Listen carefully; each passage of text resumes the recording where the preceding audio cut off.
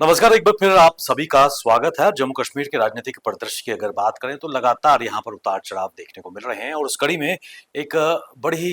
Interesting सी चीज़ सामने आई है और चिन्यानी गोडी विधानसभा की अगर बात करें जहाँ से भारतीय जनता पार्टी के बलवंत सिंह मनकोटिया जीत के आए हैं, वहाँ एक बार फिर जो ईवीएम्स के ज़रिए जो मतगणना है, दोबारा की जाएगी। जी हाँ, आपने बिल्कुल सही सुना है कि चिन्यानी गोडी विधानसभा क्षेत्र में जो चुनाव हुए थे, उनकी मतगणना यानी कि काउंटिंग ऑफ वोट्स दोबारा होंगे और ये इसलिए है क्योंकि वहां से जो Jammu Kashmir national panthers party के उम्मीदवार थे पूर्व मंत्री हर्षदेव सिंह ने इलेक्शन कमीशन ऑफ इंडिया में एक अपनी आपत्ति दर्ज कराई थी, शिकायत दर्ज कराई थी और उस शिकायत का संज्ञान इलेक्शन कमीशन ऑफ इंडिया ने लिया है और इस संदर्भ में आदेश दिए हैं कि वहां पर दोबारा से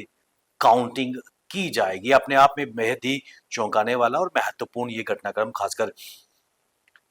चिन्यानी गोडी विधानसभा की अगर बात करें और इस संदर्भ में जो वहां की डिप्टी कमिश्नर हैं सलोनी राय उनकी तरफ से एक नोटिफिकेशन भी जारी की गई है जहां पर इलेक्ट्रॉनिक वोटिंग मशीन की चेकिंग और वेरिफिकेशन के लिए जितने भी कैंडिडेट्स जो चुनाव में उतरे थे उन सभी के रिप्रेजेंटेटिव्स उन सभी को इनवाइट किया गया है गवर्नमेंट डिग्री कॉलेज उधमपुर की अगर बात करें जहां पर ये काउंटिंग एक बार फिर स्टार्ट करने की प्रक्रिया होगी लेकिन उससे पहले जो ईवीएम्स हैं जिनमें इन उम्मीदवारों के भाग्य कैद थे और उसके बाद जब पूरे जम्मू कश्मीर में पिछले वर्ष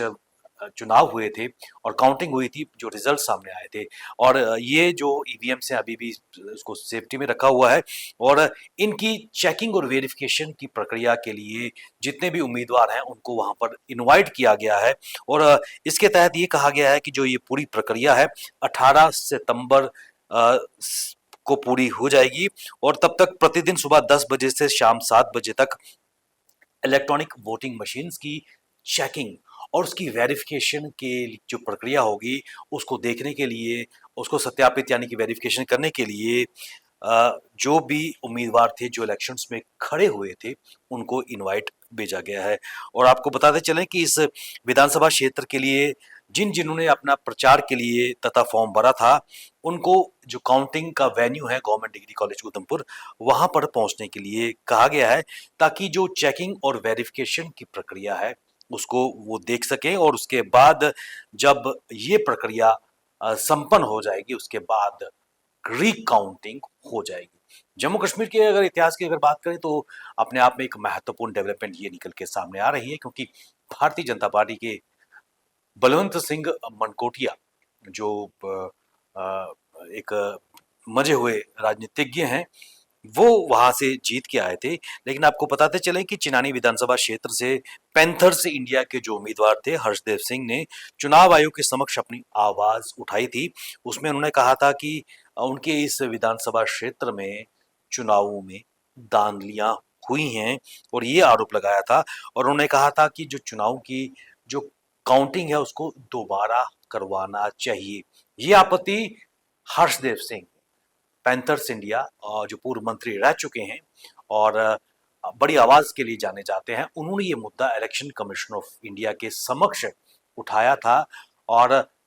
उन्होंने कहा कि इन चुनावों में उनकी विधानसभा में इरेगुलरिटीज हुई हैं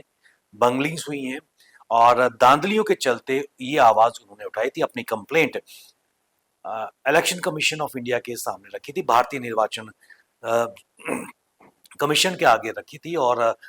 वहां से उसका संज्ञान इलेक्शन कमीशन ऑफ इंडिया ने लिया था और अब इन इस विधानसभा चिन्यानी गोडी 61 असेंबली कॉन्स्टिट्यूएंसी की अगर बात करें वहां पर अब मतगणना दोबारा होगी लेकिन उससे पहले जो बड़ा ऑर्डर निकाला गया है सलोनी राय जो डीएम भी हैं और डिस्ट्रिक्ट कमिश्नर भी हैं उधमपुर की उनकी तरफ से ये निकाला गया है कि government degree college boys Udhampur में 18 तारीख तक इलेक्ट्रॉनिक वोटिंग मशीन्स की चेकिंग और वेरिफिकेशन के लिए जितने भी उम्मीदवार पिछले वर्ष मैदान में उतरे थे उन सभी को या उनके रिप्रेजेंटेटिव को बुलाया गया है ताकि फिर ये आरोप ना लगे कि इन चुनावों में धांधलियां हुई हैं या फिर जो काउंटिंग तब हुई थी उनमें धांधलियां नकदी नजर आई है लेकिन ईवीएम्स की अगर बात करें क्योंकि जब इलेक्शन में काउंटिंग की प्रक्रिया होती है, उस वक़्त हर पॉलिटिकल पार्टी का कोई ना कोई सदस्य काउंटिंग सेंटर के अंदर होता है और एक बड़ा प्रश्न चिन्ह ये भी लगता हुआ नज़र आया है, जो आरोप हर्षदेव सिंह ने लगाए थे, क्या उन आरोपों में कितनी सच्चाई नज़र आती है? और यहीं लोकतंत्र की एक बहुत बड़ी खूबसूरती है कि किस प्रकार बेशक भारतीय जनता पार्टी के बलवंत सिंह मनकोटिया यहाँ से जीते हुए थे, लेकिन इलेक्शन कमीशन ऑफ इंडिया की अगर बात करें, जो अपनी ट्रांसपेरेंसी, अकाउंटेबिलिटी के लिए जानी जाती है, हर्षदेव सिंह की उस कंप्लेंट का संज्ञान उन्होंने लिया है और इतने महीनों के बाद, लगभग 11 महीने हो चुके हैं, रिकाउंटिंग का आदेश जारी किया गया है। और ये हमारी लोकतंत्र की खूबसूरती है कि अगर उनको इलेक्शन कमीशन को हल्का सा भी इसका लगा कि इसमें कहीं गलती है तो या फिर धांधली है, तो उसके लिए इन्होंने रिकाउंटिंग की बात की है। और जब ये रिकाउंटिंग होगी तो एक बार फिर दूध का दूध पानी का पानी होगा और तब तक जम्मू कश्मीर में जो राजनीतिक गलियारे हैं वहां पर ये रिकाउंटिंग काफी रोचक बनती हुई नजर आएंगी। हम भी उस पर नजर रखेंगे। तब तक आप बने रहिए हमारे साथ। हमें दीजिए इजाजत। नमस्कार। Hello everyone. SR College of Competitions has been guiding civil services aspirants for the last 25 years with consistently strong result and a track record of successful candidates.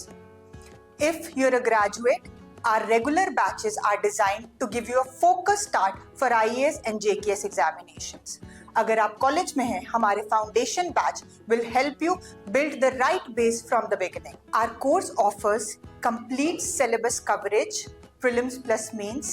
GS paper 1 to 4, essay and CSAT. We have experienced UPSC and JKS faculties.